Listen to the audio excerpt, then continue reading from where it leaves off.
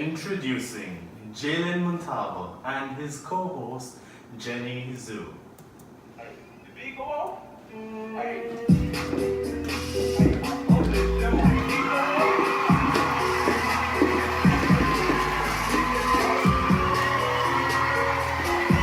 morning, everyone, and welcome to the Jalen Show.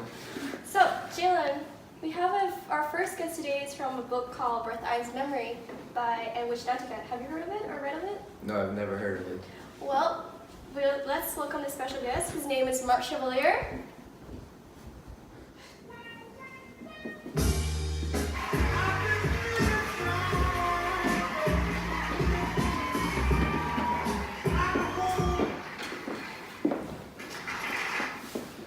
Hey, Mark, welcome to the show. It's an honor to be here. And it's an honor to have you. Thank you. So, what an interesting song. Why did you choose it? Well, to be honest, people consider me to be a very good-looking guy, so that's why I picked it. Mark, tell us more about yourself. Well, my full name is Mark Jollyboy Francis Legrand Moravian Chevalier. Long name. I know, it's a very long name. Where do you work at? I work as a lawyer in New York. We'll be right back after commercials for a game of Hot Seat with Jalen and our special guest.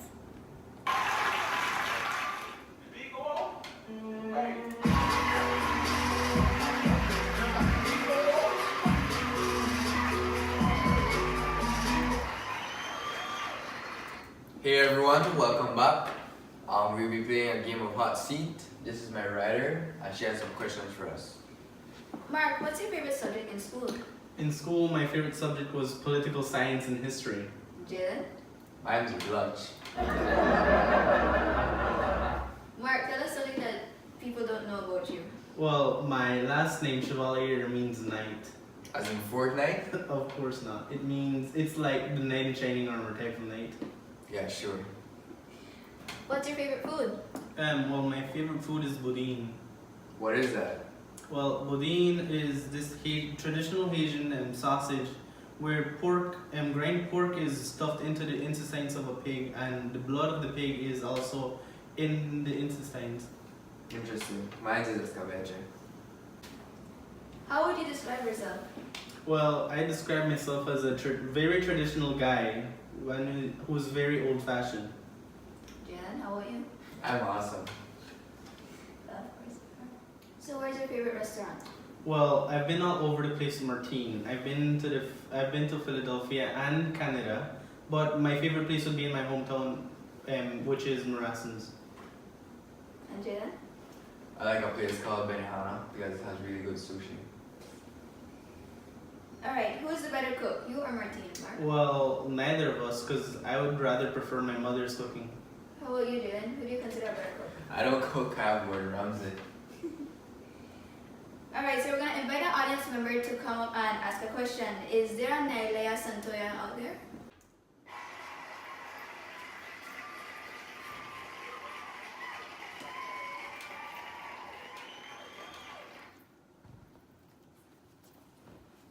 So, what was your question?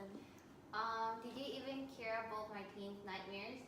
Well, of course I did care about Martine's nightmares. The thing is, I didn't know the extent of her nightmares, so I took them too lightly, and then that took the best of her. Okay. Thank you, Nadia, for your question.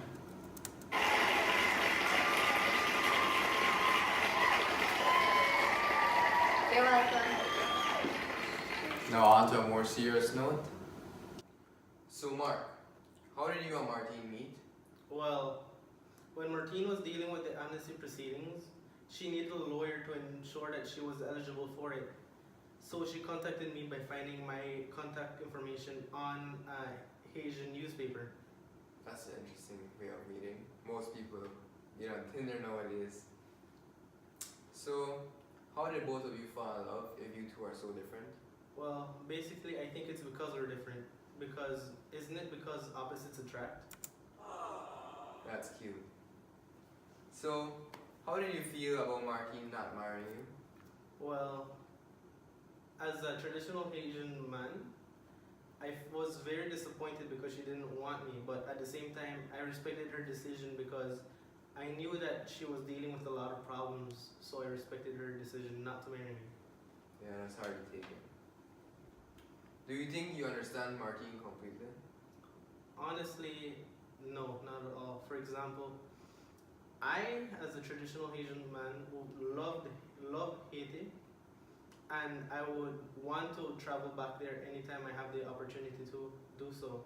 But Martine, she despises the idea of even traveling back to Haiti, so that's why I don't understand her that quite so much. Okay. So, how did you meet Sophie?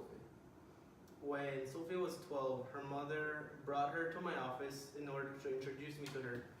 That same day, I took her over to my favorite restaurant where she then told me she wanted to be a dactylo, which was very interesting. So, what is a dactylo? Well, a dactylo is basically a secretary, but in Haitian Creole. Okay. So, do you see Sophie as your own daughter? I've always seen Sophie as my daughter, but with the recent event of Martine's death, I honestly don't know how to feel about her. So, how do you think of her profession? Well, honestly, Sophie is very smart, and with her education, she could have been way more than just a secretary. But if that is what she wants to be, there is nothing I can really do. It's all up to her. Okay. What do you think of Sophie? Well, to me, Sophie she's very irrational and acts too quickly with her actions. How do you feel about Sophie eloping with Joseph, leaving behind Martine?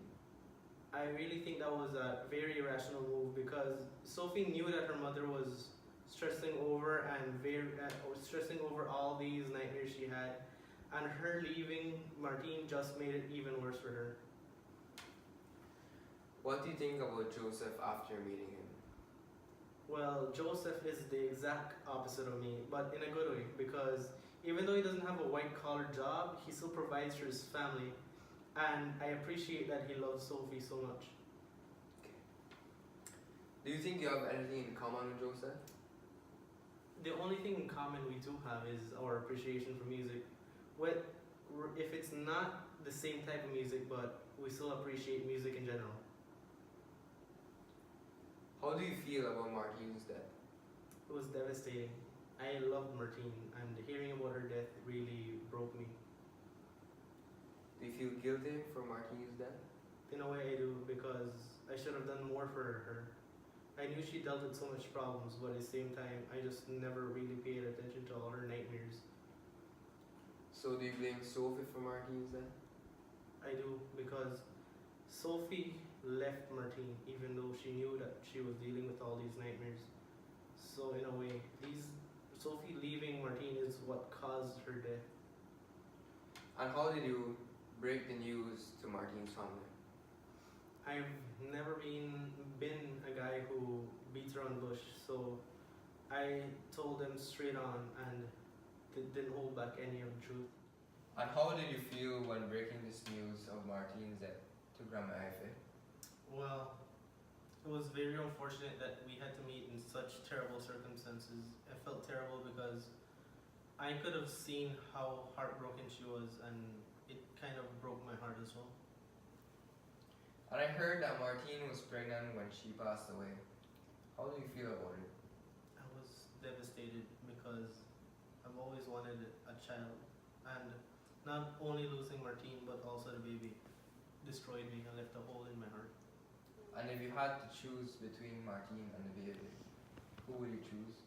I would have chosen the baby because it seemed that Martine was too far gone in the darkness, and I would have rather made the baby have a better life than Martine continue on suffering in this life. Did you know that Martine was reliving her nightmares when she was pregnant? I always knew that she had all these nightmares, but when she was pregnant, I didn't really think much of it because I only thought that she was in shock because of pregnancy. So did you notice anything strange about her sleeping habit? Martine was always an insomniac and rarely ever got any sleep. But often the only times she got were the times when she had the nightmares. There was this one time when I was there with her and I woke up to her choking me because of one of her nightmares. So to end this on a higher note, I like to learn some of that Haitian Creole. Alright, so repeat after me. Kumun uye. Come on, yeah. No, it's kumun uye. Come on, yeah. Kumun. Kumun, yeah. Yeah. What does that mean? It means how are you? Alright. Another one would be nabude. Nabude. Yeah. What does that mean? It means I'm good. As a response to kumun uye. Alright, well, thank you for being on the show. It was a pleasure having you. Thank you.